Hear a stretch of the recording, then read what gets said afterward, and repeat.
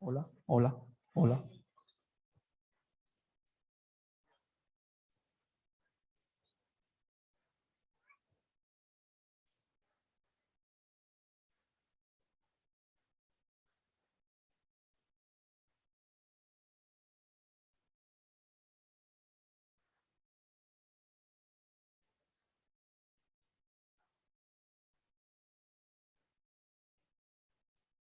Hola, bon dissabte a tots i a totes. Si us sembla, continuem amb el culte d'aquest dissabte. I primer de tot, els que acabeu d'arribar, que sigueu benvinguts, els que veuran per internet, doncs també que es sentin benvinguts, que seáis todos muy bienvenidos. Los que acabáis de llegar, los que llevamos ya un rato con la escuela sabática juntos, pues vamos a seguir compartiendo el culto. Y en especial también quería dar la bienvenida, ahora no los veo, pero han venido 3 personas de visita desde Brasil. Estaban aquí sentadas, no sé si están fuera, pero me han dicho que se llama Gislene, Cintia y Isaac. ¿Están por aquí? Bueno, si luego los veis, si no, pues les podéis saludar, que han venido desde Brasil de visita. I pels que som habituals, doncs també un gust d'estar amb vosaltres aquest matí, aquest dissabte, i sense més doncs us convido a que entre tots cantem l'himne número 55, que es titula Grande Senyor és tu misericordia. Us podeu ficar dempeus si voleu.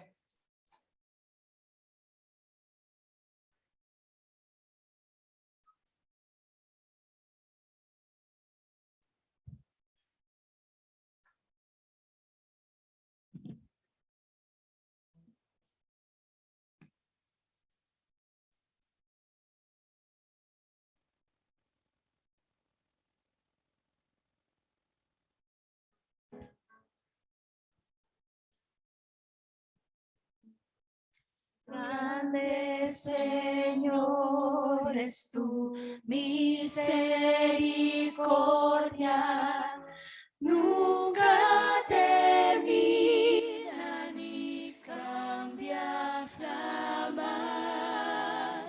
Tu compasión y bondad no se agota, tal como ha sido por siempre serás.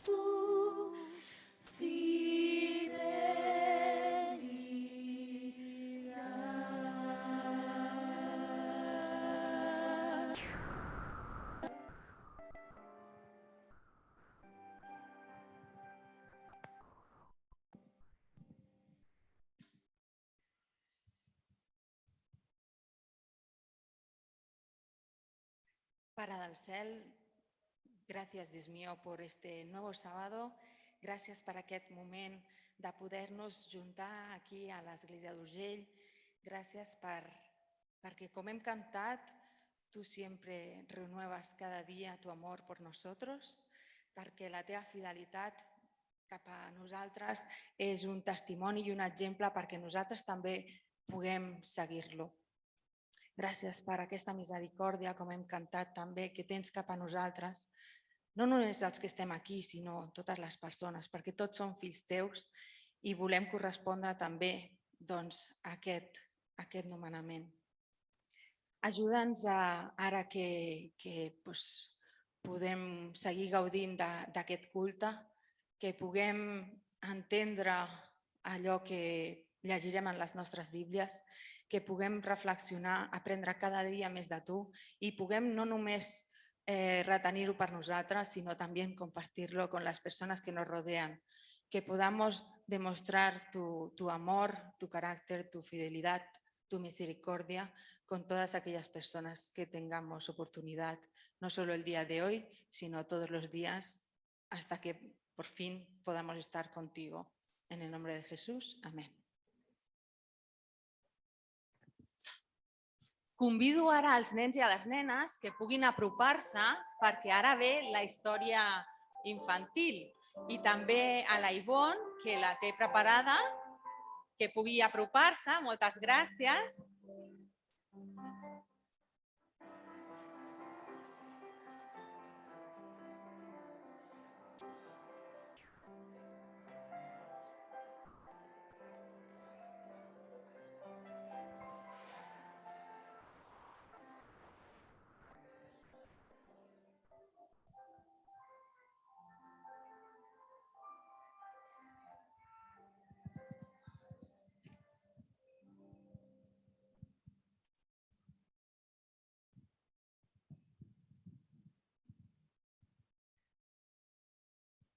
Good morning.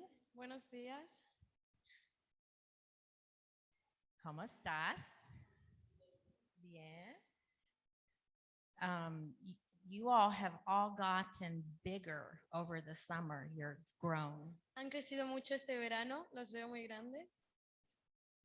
And I'm really happy to be with you again. Estoy muy contenta de estar aquí con vosotros otra vez. In case you don't know, I'm Yvonne, Victoria's mom, and Maria is translating for us today. En caso de que no lo sepan, ella es Ivonne, ella es su hija y yo voy a estar traduciendo lo que ella les va a explicar hoy. Today, I want to talk to you for a few minutes about something very precious. Hoy quiero hablarles unos pocos momentos sobre algo muy precioso. Do you all ever play make-believe or imagine things in your mind? ¿Alguna vez han jugado a imaginar cosas en su mente? When I was a little girl, about you all's age, sometimes I would pretend like I was a queen. Cuando yo era de vuestra edad, más o menos, cuando era pequeña, yo me gustaba jugar a pretender que era una reina, a imaginarme que era una reina. This week, maybe you've seen the news a little bit, but there was a special moment in history where we celebrated the life of Queen Victoria. Esta semana, no sé si lo han visto en las noticias, pero hubo un gran acontecimiento histórico donde pues celebramos la vida de la reina Victoria. If you saw a picture, maybe you saw her crown on top of the procession of her casket. And they say this crown is so special that it's priceless because it has so many diamonds and jewels. Si han podido ver en las noticias, ha salido una imagen de la corona que era de la reina Victoria y se dice que esta corona era de un valor incalculable porque era preciosa, tenía muchas piedras y This summer, we spent a little bit of time and we went inside of what was Queen Victoria's house into Buckingham Palace. Este verano pudimos estar en el palacio, en el Buckingham Palace, en el palacio de que era de la reina Victoria, And Victoria got something that is a small representation of what maybe we saw from Queen Elizabeth. y Victoria decidió comprarse en el Buckingham Palace esta pequeña representación de lo que era la corona de la reina Victoria. Now, it is not with real jewels, it's pretend, but it's special to Victoria. Claro, esta no está hecha de diamantes de verdad, pero sigue siendo muy valiosa para Victoria. I want to ask you all, do you remember someone in the Bible who was a queen? Y ahora me gustaría preguntarles, ¿recuerdan alguna historia en la Biblia sobre una reina? Do you remember a Bible story about a queen? ¿Se acuerdan de alguna reina en la historia de la Biblia? ¿No? Muy bien. Alright. Queen Esther. La reina Esther. Do you remember the story of Queen Esther? Yes.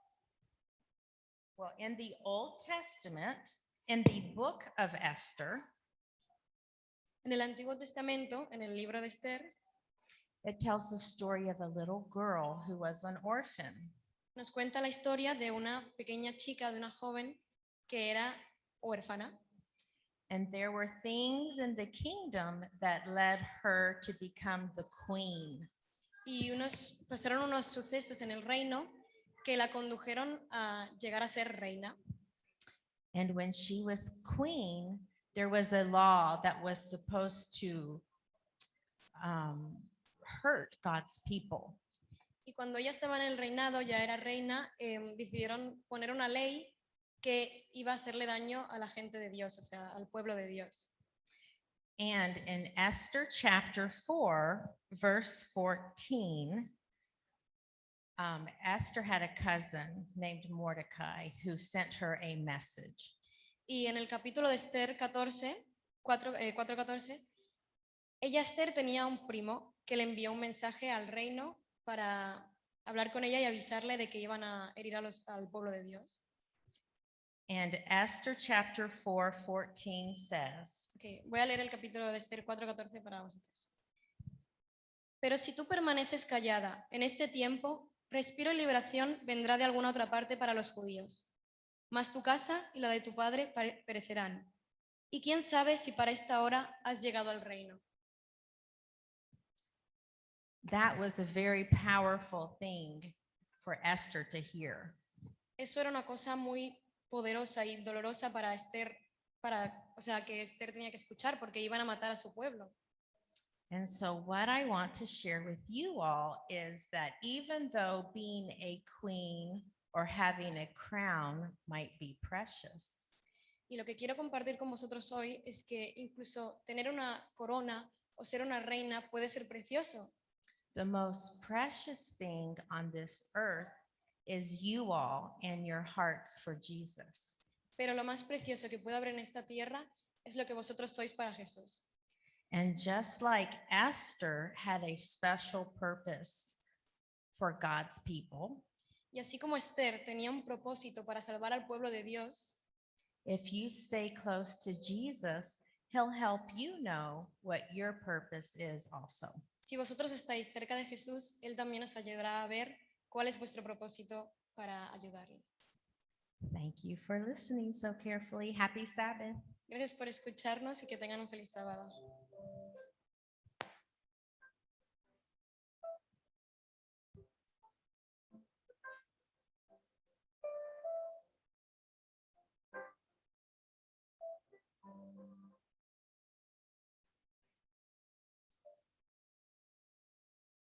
Buenos días, feliz sábado. Nada, un anuncio cortito antes de empezar el culto. Y es que de parte de Ministerio Personal y de Escuela Sabática queríamos comentaros que ya tenemos, hemos pedido los libros de los 40 días de crecimiento espiritual, ¿vale? Y que es muy bonito que los podáis tener, que los podáis leer y sobre todo que podamos compartirlos con nuestros amigos, compañeros de trabajo, familiares. Así que nos gustaría que quien le interese pedir el libro, que por favor contacte tanto con Evangelismo, con Carmina, o con Conchi de Escuela Sabática o cualquiera del equipo para que podamos tenerlo en cuenta y repartirlo, ¿vale? El precio es 2 euros, pero vale la pena porque realmente son de crecimiento espiritual y son muy bonitos. Así que nada, solo eso. Gracias.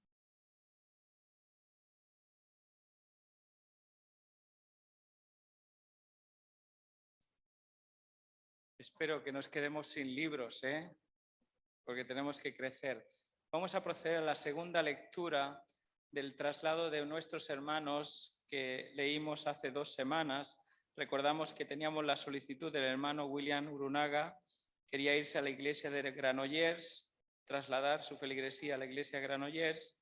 Los hermanos Rubén Canals y Avi Oliva solicitaban el traslado a la iglesia de Guinardó.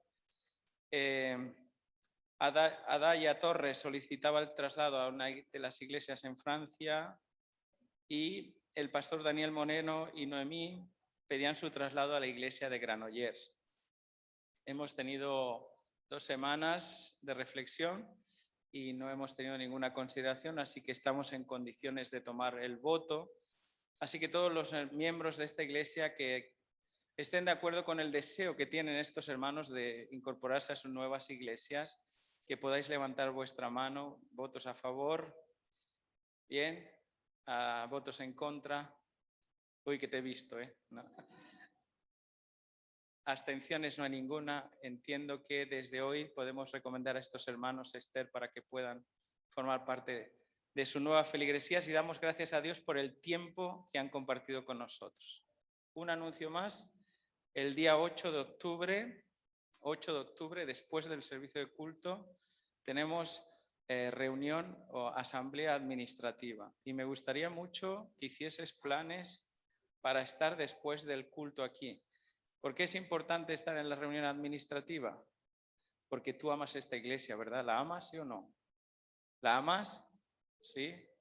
Pues entonces tienes que estar aquí el día 8 después del culto. Que Dios te bendiga.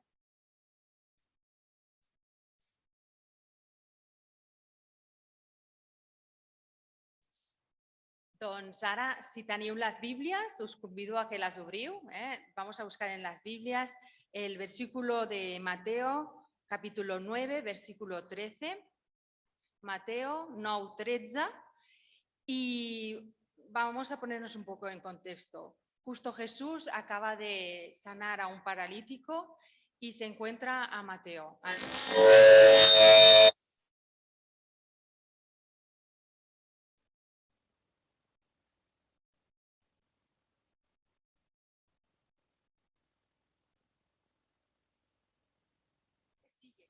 Y al seguirlo, le invita a su casa, dice Lucas.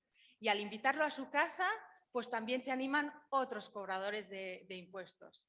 Y a raíz de todo esto, resulta que los fariseos y los publicanos se extrañan. Y es lo que vamos a leer, ¿vale? Lo que les contesta Jesús, una de las cosas que les dice. Mateo 9, 13. Aneu i acabeu d'aprendre què vol dir. El que vull és compassió i no pas sacrificis, perquè no he vingut a cridar als justos, sinó als pecadors.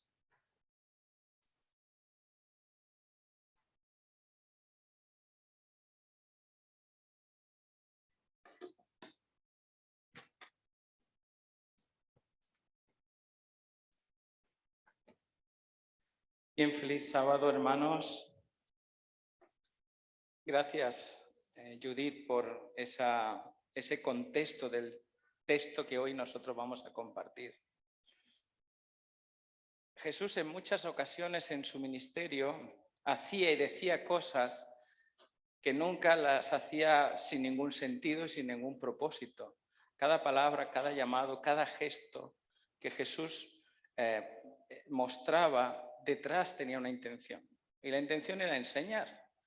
Porque a diferencia de un profesor que enseña sus horas lectivas, un maestro enseña a tiempo y a destiempo. Y Jesús era un maestro y quería enseñarnos cómo nosotros nos preparamos para el reino de los cielos. Seguro que te has hecho esa pregunta. ¿Cómo me preparo yo para el reino de los cielos? Si tuvieses que hacer un examen, y os confieso que en esto yo tenía muchos problemas porque me estudiaba lo que nadie quería estudiarse, porque a mí me parecía que eso era interesante. Y creo que muchas veces en las cuestiones de la fe y de la salvación tendemos a creer que el examen es conforme a lo que yo creo que es importante. ¿Qué me preguntarán en el cielo? O sea, el examen final para entrar en el reino de los cielos, ¿sobre qué va a estar basado? Y parece que a lo largo de todas las escrituras, la Biblia nos dice en Hebreos, que a través de los profetas Dios quiso mostrar su voluntad a los hombres, de muchas maneras. Pero como los hombres somos de corazón torpe, la mejor revelación, dice, fue Jesucristo. Y tuvo que venir Jesús a mostrarnos específicamente, mira, esto es lo que va a entrar en el examen, a lo que quizás tú tienes que prestarle más atención. Y me gusta mucho porque en ese contexto de desigualdad en la cual las personas habían sido clasificadas por estatus sociales o por estatus incluso espirituales, y aquí hay un riesgo en todas las generaciones, el mismo, de establecer estatus de niveles espirituales. ¿Quién determina si eres espiritual o no? ¿Quién determina si estás mejor o no? Y creo que lo único que puede hacer esto es el Espíritu Santo, que te dará convencimiento de las necesidades, de aquellas cosas que aún has de cambiar en tu vida. Y Jesús le va a decir en medio de todo ese contexto que nunca alguien se había relacionado con gente tan indeseada, va a decir esta frase: aprended lo que significa. Oye, hay un mandato expreso y lo vas a encontrar en varias partes de la Biblia donde Jesús dice: aprended lo que significa. Y si lo repite tanto es porque no lo hemos aprendido o lo hemos aprendido mal. Aprended lo que significa misericordia quiero y no sacrificio. Jesús no se está inventando esas palabras. Ya las recupera del Antiguo Testamento, del libro de Oseas, capítulo 6, versículo 6, que leeremos más a continuación. Y añade, en un paralelismo, misericordia quiero y no sacrificio, añade la frase: no he venido a llamar a los justos, sino a los pecadores al arrepentimiento. Pero si tú continúas la historia de Jesús y la experiencia de Jesús con esta palabra de la misericordia, te vas a encontrar en el capítulo 12 algo muy similar. Jesús, era día de reposo, pasan sus discípulos al lado de un campo, tienen hambre, arrancan las espigas, comienzan a comer, y los fariseos, que protegían la ley, que protegían el formato, dijeron: tus discípulos hacen lo que está prohibido hacer en día de sábado. David, dice Jesús, ¿no oísteis que David entró en el templo y comió pan que no era para él? ¿Alguien más grande que el templo está aquí? ¿Y soy yo? Pues os digo, si supierais, versículo 7, Mateo 12, 7, si supierais qué significa misericordia quiero y no sacrificio, no condenaríais a los inocentes. ¡Wow!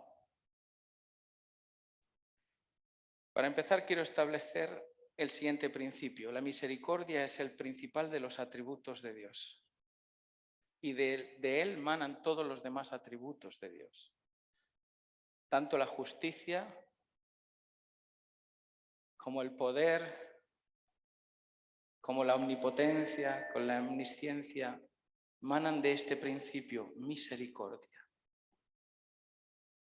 Inherentemente a él, la palabra misericordia en hebreo Gesed es la misma que Juan va a decir, Dios es amor. Esta es la naturaleza de Dios. Y en torno a ese principio, todos sus atributos se ordenan. El término Gesed en la Biblia aparece varias veces y tiene que ver con un favor inmerecido. Y no solamente implica hacer un favor inmerecido, sino que además se supone en un acto de servicio. No simplemente es una teorización de lo que debes hacer, es una implementación de un atributo que viene del cielo, misericordia. La misericordia, más allá de tener lástima por los demás, más allá de ponernos en una posición de condescendencia a los otros, la misericordia tiene el poder y el desafío en el ser humano de incorporar a nuestras vidas un atributo que es primordial en Dios. Geset es hacer acciones favorables al que no se lo merece. Acciones favorables a las personas que nadie se los haría. No porque nos dan lástima, sino porque estás obligado a hacerlo.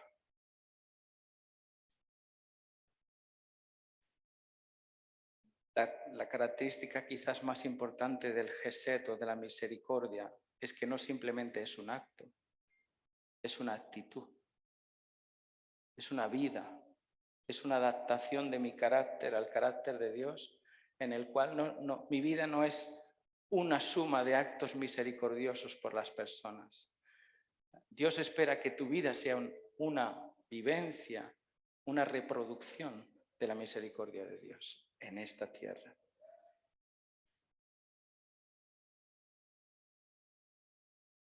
Pero si Jesús por un lado dice esto, misericordia quiero y no sacrificio, a veces nosotros los adventistas tenemos ciertos problemas con eso, porque hemos fortalecido toda nuestra fe quizás en aquellas cosas que hemos sacrificado a Dios. Recuerdo cuando mis padres se hicieron adventistas, tuvieron que dejar ciertas cosas y entendieron muy bien aquel texto de Pablo en Romanos 12, donde dice, ofreced vuestro cuerpo en sacrificio vivo, ¿no? Y por un lado tenemos a Jesús diciendo, aprended esto, quiero misericordia. Y por otro lado tenemos esta frase, ofreced vuestra vida como sacrificio vivo. En el Antiguo Testamento podríamos decir que es se revela un culto que es de índole completamente sacrificial. Es decir, tú traías algo y esto respondía en favor tuyo. Era un acto muy visual, un acto muy repetitivo y muy simple y muy fácil, porque haciendo esto tú encontrabas paz. Pero los profetas desde muy temprano ya empezaron a hablar de la deriva formalista que podían tener los rituales. Cuando la gente perdiese la ética de Dios y bajase su nivel a la estética del ritual.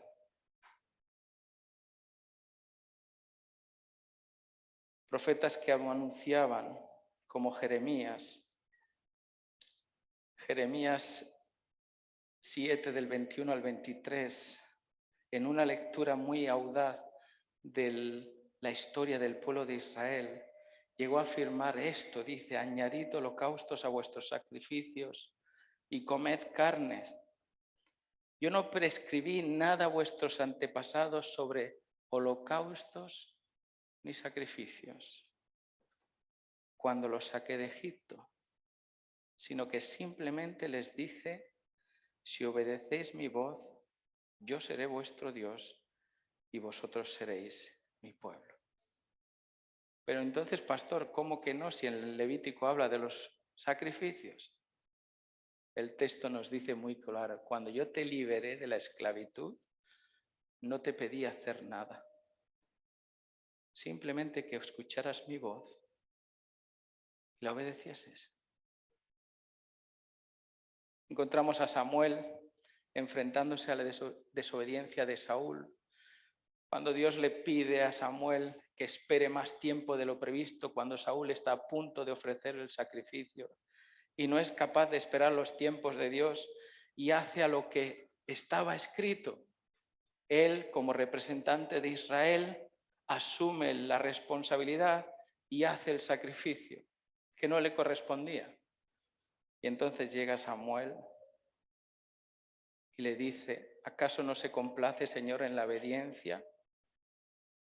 En la obediencia a su palabra, más que en los sacrificios. La obediencia vale más que el sacrificio y la docilidad mucho más que la grasa de carneros. ¡Wow! A veces tenemos personas que como los hombres y mujeres del tiempo de Jesús, todavía no han aprendido lo que realmente Dios quiere de nosotros.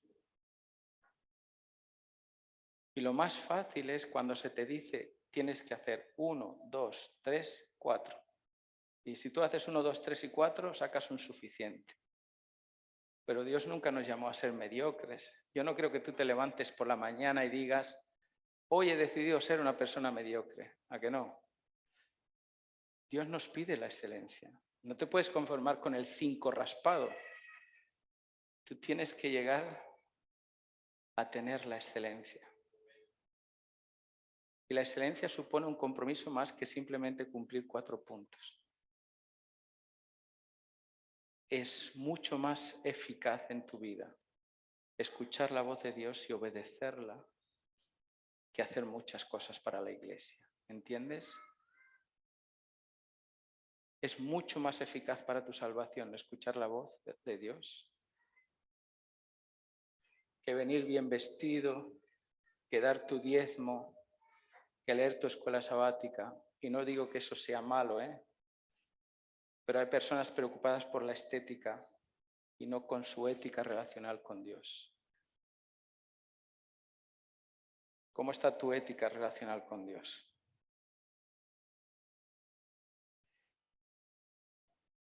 Marcos 12:33. Jesús va a declarar algo extraordinario.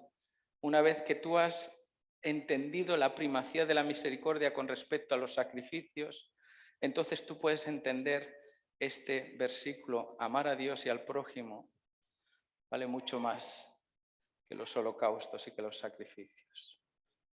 Jesús va a resumir la ley en 2 principios muy básicos, pero que están permeados absolutamente por ese principio de la misericordia. Amar a Dios y amar al prójimo. Esas 2 exigencias son algo significativo y único que no tiene paralelo en las escrituras judías, en los textos judíos. Jesús une el amor a Dios y el amor al prójimo en un principio de misericordia. Pero de una misericordia entendida desde el término correcto. No es lástima que Dios tiene por nosotros. No es pena que Dios tiene por nosotros. La misericordia es amor en acción hacia nosotros.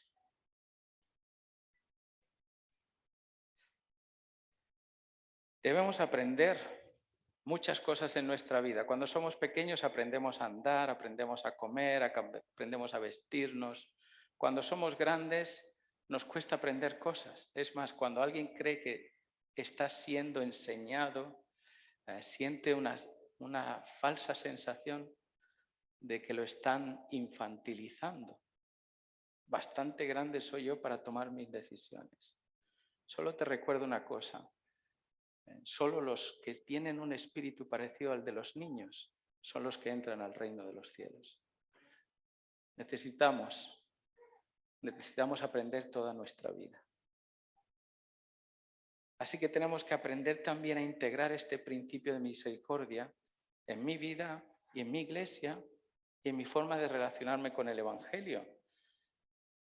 A lo largo de toda su vida, Jesús va a trasladar el mensaje de la buena nueva, fundamentalmente basándola en hechos y en palabras de misericordia. Y eso fue lo que causó un impacto tan grande que cambió el mundo. Que cambió el mundo. Pero cuando Pablo nos dice en Romanos 12:1, os exhorto, hermanos, y comienza entendiéndolo bien, os exhorto por las misericordias de Dios a ofrecer vuestro cuerpo como sacrificio vivo, santo y agradable, que es vuestro culto racional. Dios no quiere que lo que tú le das no tenga sentido, que sea una repetición vana, hueca, metal vacío que suena y no tiene nada. Dios no quiere eso. Pero es mucho más fácil ser un metal vacío que resuena que tener una experiencia verdadera con el Evangelio. Es mucho más fácil. Porque simplemente cumples, pim, pim, pim, pim, pim. Correcto. Me voy a mi casa feliz. He cumplido, he hecho la obra de Dios y me voy a casa en paz. Pero no fuiste llamado para eso.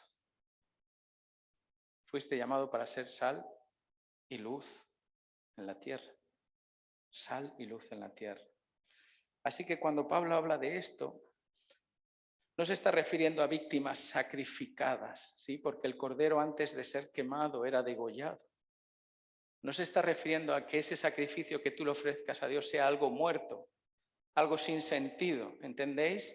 Sino que lo que tú le ofrezcas a Dios, algo que esté vivo y que sea real. No le ofrezcas migajas a Dios, ofrécele lo que está vivo. Y esta es nuestra forma de cambiar nuestra vida. Ofrecer tu cuerpo en sacrificio vivo.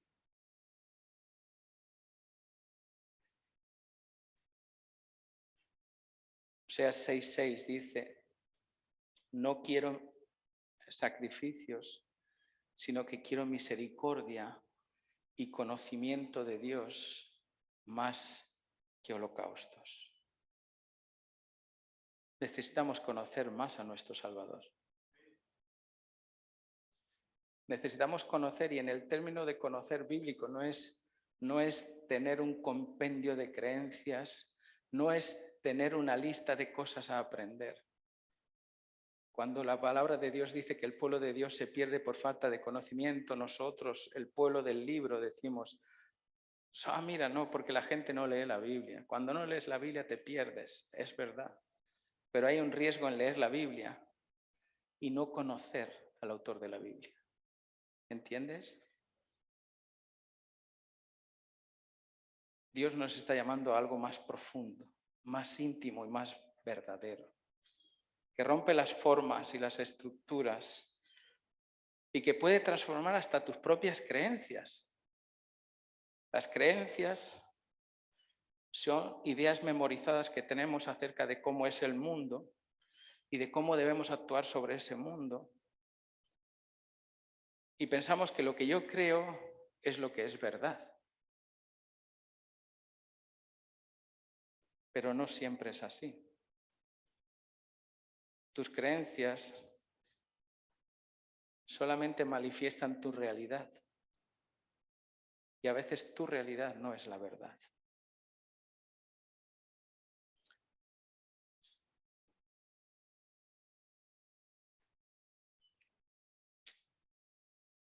Solemos tener un problema con nuestras creencias personales cuando las intentamos fusionar con las creencias espirituales. De hecho, hay muchos estándares de la Iglesia que simplemente son preferencias personales disfrazadas de creencias. Preferencias personales disfrazadas de creencias. Ahora bien, las preferencias no son verdades absolutas, sino que son tu mapa cognitivo que te condiciona por tu cultura, tu experiencia, tus decisiones y unas cuantas cosas más.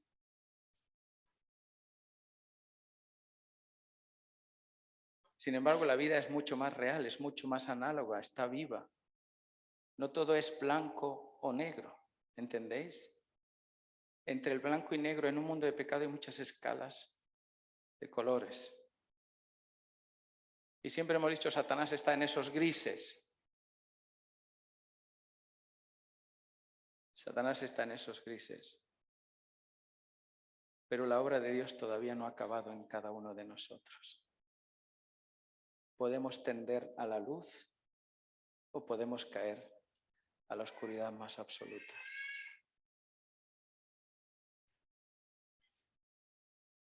Debemos pasar de lo malo a lo bueno, de lo bueno a lo mejor y de lo bueno y de lo mejor a lo magnífico. Ese sería el proceso nuestro con Dios. Y se trata de, ante las dificultades y las diferencias, se trata de resistencia y no de rigidez. Porque la rigidez suele ser muy quebradiza. Y es tan quebradiza que pronto estás en este lado del péndulo, que también te puedes ir al otro lado del péndulo. Necesitas ser resistente, más que rígido. Y tus creencias necesitan ser más resistentes que rígidas. Primera de Corintios 9, del 20 al 23. Me he hecho a los judíos como judío para ganar a los judíos. A los que están sujetos a la ley, aunque yo no esté sujeto a la ley, como sujeto a la ley, para ganar a los que están sujetos a la ley. A los que están sin ley, como si yo estuviese sin ley, no estando yo sin ley de Dios, sino bajo la ley de Cristo, para ganar a los que están sin ley. Me he hecho débil a los débiles para ganar a los débiles. A todos me he hecho a de todos para que de todos modos salve a alguno. Y esto hago por causa del Evangelio, para hacerme partícipe de él. Hermanos, Pablo es un ejemplo de resistencia, Pero la clave de este texto está en este versículo final. Todo eso que he hecho de adaptarme a unos y a otros, lo he hecho por causa del Evangelio, con tal de salvar a alguno. Creo que todavía tenemos muchas cosas que aprender, como cuando Jesús les dijo, aprended, quiero misericordia y no sacrificio. ¿Sabes qué? Que si lo único que protege nuestra fe, la fe adventista, si lo único que protege nuestra fe son muros que levantamos alrededor nuestro, para que el mundo no entre aquí, para que Satanás no entre aquí, para no contaminarnos de Babilonia, si lo que levantamos son muros, los muros se pueden romper. Pero sabes, cuando tú eres capaz de poner fronteras espirituales en tu mente, hay fronteras que no tienen muros, pero son más resistentes que los muros. ¿Cuáles son las fronteras que tú y yo vamos a poner? No necesitas levantar un muro, pero necesitas levantar fronteras, porque sin fronteras te aseguro que sí que estamos perdidos. Pero esas fronteras son fronteras espirituales, invisibles, imperceptibles a los ojos, pero fronteras que el Espíritu reconoce perfectamente. Y aquellos que son espirituales las perciben correctamente. Tenemos un problema con las fronteras, porque aquí tenemos varias fronteras, tenemos varias culturas, ¿verdad? Yo soy gitano y tengo una cultura. Otros son búlgaros, otros son rusos, otros son, no sé de dónde sois, catalanes, igual. ¿Cuántas nacionalidades tenemos aquí? Todos pensamos que en lo que yo he aprendido es lo mejor. La cultura. Pero solo os digo una cosa, solo hay una cultura que debemos reproducir en esta iglesia. Y es la cultura del cielo. Y si queréis aprenderla, leeros Mateo 5. Esa es la cultura del cielo. Ni judío, ni griego, ni sin ley, ni con ley, ni más estricto, ni menos estricto. La cultura del cielo. Fronteras invisibles, pero sensibles al Espíritu que mora en nosotros. El Espíritu te va a decir hasta dónde llegar y hasta dónde no, porque Él nos convence de justicia, de juicio y de pecado. La cultura es algo que finalmente aprendemos y si es algo que aprendemos, podemos llegar a modificarla. Jesús vino a transformar la cultura de este mundo para implementar el reino de Dios en esta tierra. Y en esa cultura, por muy compleja que sea y muy difícil, nosotros generalmente pensamos que yo soy así, que eso no va a cambiar de ninguna manera. Cuando hablamos de cultura, hablamos de dos componentes importantes, lo externo y lo interno. Lo externo determina cómo se visten las personas, cómo hablan, cómo andan. Tú vas a ciertos lugares y ves cómo la gente viste y ya sabes que son de una cultura, ¿no? Pero la cultura tiene tanto aspectos visibles como invisibles, y la cultura del cielo también tiene aspectos visibles e invisibles. Generalmente lo que reflejamos tiende a ser un reflejo de lo que tenemos dentro. Es como un iceberg, solo un 10% de nosotros somos lo que reflejamos al mundo. El otro 90% está dentro.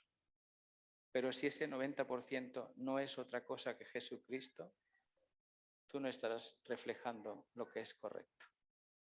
Estarás reflejando tu cultura, tu pensamiento, tu creencia, tus preferencias, pero no la cultura del cielo. La cultura en sí es como si fuese una cebolla con muchas capas, hasta llegar a lo nuclear, que es la lealtad máxima que nosotros le damos a nuestras creencias. Primero usamos una serie de artefactos, después generamos una conducta, después nos rodeamos de sentimientos, a esos sentimientos le damos valores y esos valores los convertimos en creencias y las creencias se convierten en una cosmovisión que resultan difíciles de mover. Los artefactos son las características externas físicas. La conducta es lo que la gente hace. El sentimiento son esas evaluaciones o conclusiones que tenemos a las emociones.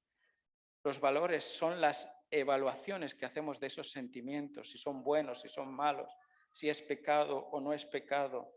Las creencias determinan si estamos en lo cierto o en lo falso. Y la cosmovisión es nuestro mapa mental de lo que entendemos por realidad. Cuando todos estos parámetros que configuran nuestra cultura se mezclan con la cultura del cielo, entonces hay una confrontación. Una confrontación. Cuando tomamos mi cosmovisión como una creencia fija, inamovible, se convierte en una creencia limitante. Me limita a crecer. Y toda la escritura está abocada a un crecimiento. Tú no te puedes quedar igual que cuando conociste a Cristo. Hay un proceso de maduración al cual estamos abocados. Cuando confrontan esas dos creencias, la del cielo y la tuya personal, por miedo a romper lo nuestro y que lo otro prevalezca en mí, tendemos a fusionar. Y entonces tengo a fusionar que lo que yo creo es cómo se vive el Evangelio. Pero la palabra de Dios me dice muy claro cómo se vive el Evangelio.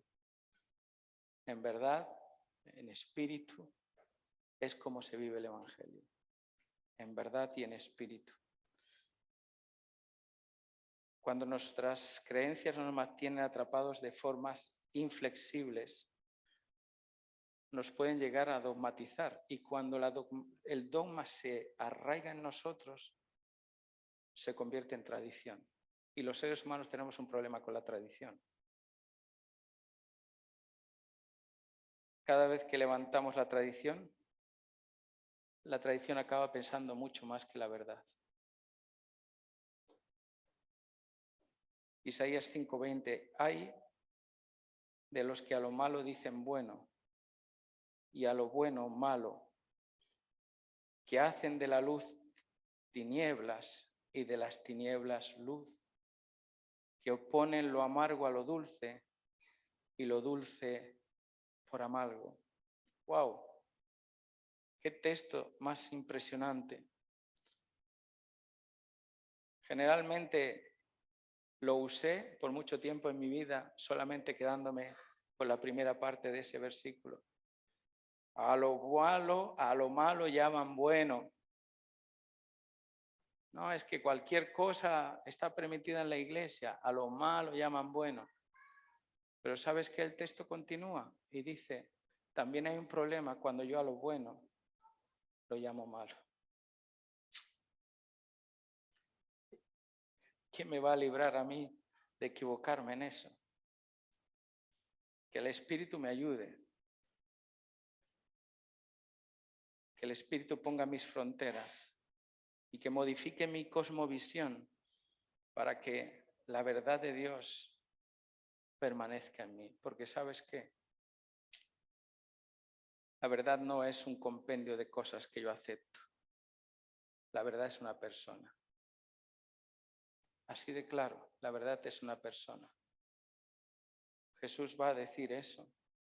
Primera de Juan 5:12, el que tiene al Hijo tiene la vida eterna y el que no tiene al Hijo no tiene la vida eterna. Parece muy sencillo, pero tener al Hijo produce un efecto de salvación en mi vida y en la tuya y pone las fronteras necesarias para proteger lo que es cierto y lo que es verdadero.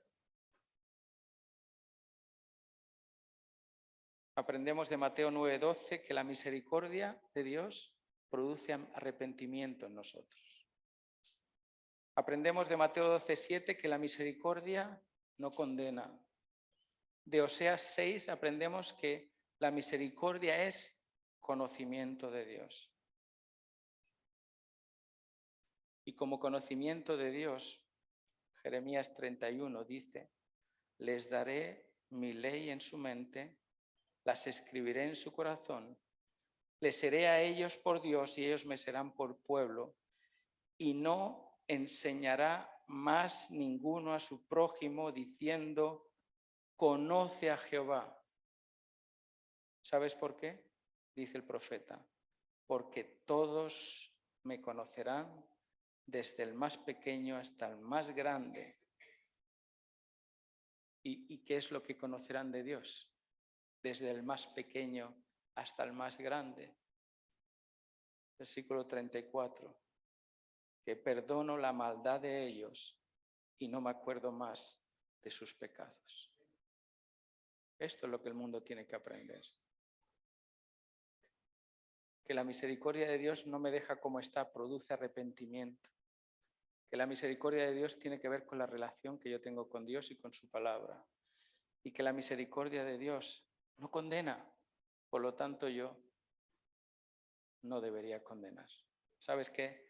El Espíritu Santo hace eso mejor que yo. No somos conciencia de nadie, pero podemos orar los unos por los otros.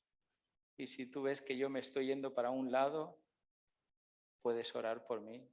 Me puedes decir con afecto, con cariño, me parece que no es así.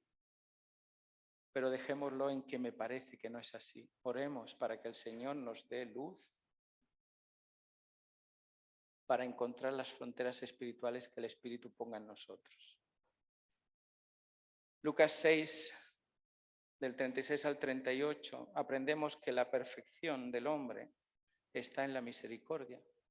Mateo 5, 45, sed perfectos como vuestro Padre es perfecto. Lucas 6, 36, sed misericordiosos como vuestro Padre es misericordioso. No juzguéis y no seréis juzgados. No condenéis y no seréis condenados. Perdonad y seréis perdonados. Dad y se os dará. Dad en medida generosa, colmada, remecida y rebosante, pues en la medida que das, se te medirá a ti también. Elena White, en una carta que escribió el 30 de enero de 1895, escribió esto. El hombre puede ser salvo únicamente por la maravillosa paciencia de Dios al perdonar sus muchos pecados y transgresiones. Pero los que son bendecidos con la misericordia de Dios deberían manifestar el mismo espíritu de paciencia y de perdón hacia los que constituyen la familia de Dios. ¡Wow! Si yo siento la misericordia de Dios, yo tengo que reproducir la misericordia de Dios en mi vida. Ella dice, esta misericordia debe ser manifestada también en nosotros. Termino con un texto. Lo había leído seguramente muchas veces, pero quizás preparando este sermón me abrió los ojos un montón. El examen final que yo os decía. El examen final va a constar de una pregunta, básicamente. Santiago 2, versículo 13. Porque juicio sin misericordia se hace aquel que no hace misericordia. Y la misericordia triunfa sobre el juicio. Que Dios os bendiga, querida iglesia. Que nuestra misericordia en el examen final, en el juicio con Dios, que nuestra misericordia triunfe en favor nuestro. Que Dios nos bendiga.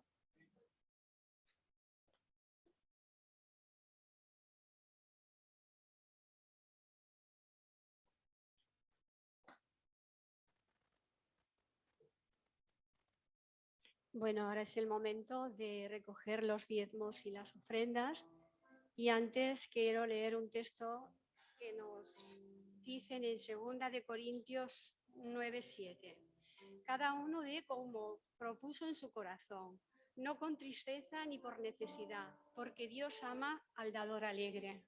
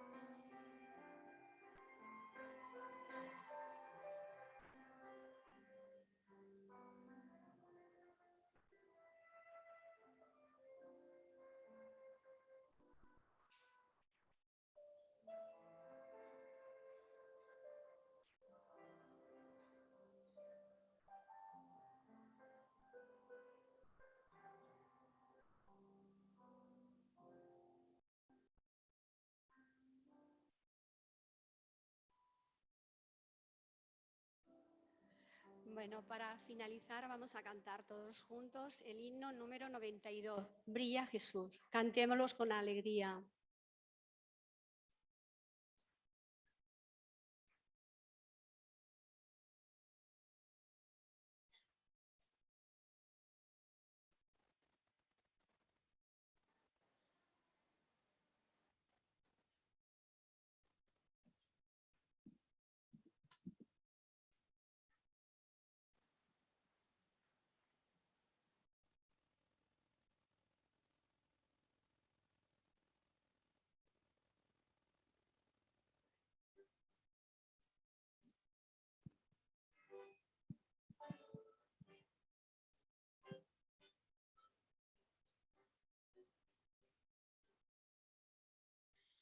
I un d'amor nostre Déu inspira, cap foscor no té lloc quan brilla, resplendent que nos il·luminarà justament i amb tota la veritat brilla aquí, brilla en mi, brilla Jesús, manifesta la teva glòria al cor encén un foc viu ardent. Regna Jesús amb el sol de la misericòrdia, torna del cel com la llum permanent. Vinc davant la teva presència, he deixat tota ombra enrere, només Crist podrà ser sempre el meu far, mai més dins la tenebra em vull estancar, brilla aquí, brilla en mi, brilla Jesús, manifesta la teva glòria al cor encén un foc viu ardent. Regna Jesús amb el sol de la misericòrdia, torna del cel com la llum permanent.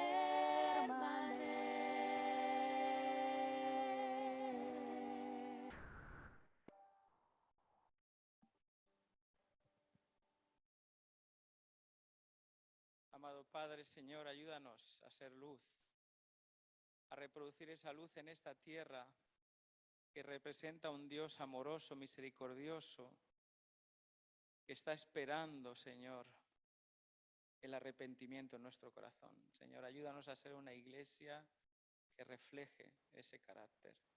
Que podamos, Señor, ayudarnos en este caminar cristiano los unos a los otros, Señor. Que sepamos también, Señor, confiar y esperar en tus tiempos para que madure, Señor, las creencias del cielo, de tu reino, Señor, en cada uno de nosotros. Despídenos con tu bendición en el nombre de Jesús. Amén, Señor.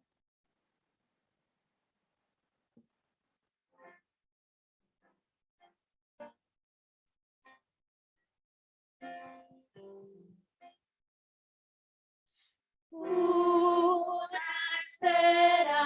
esperanza arde en nuestro ser, la del retorno del Señor.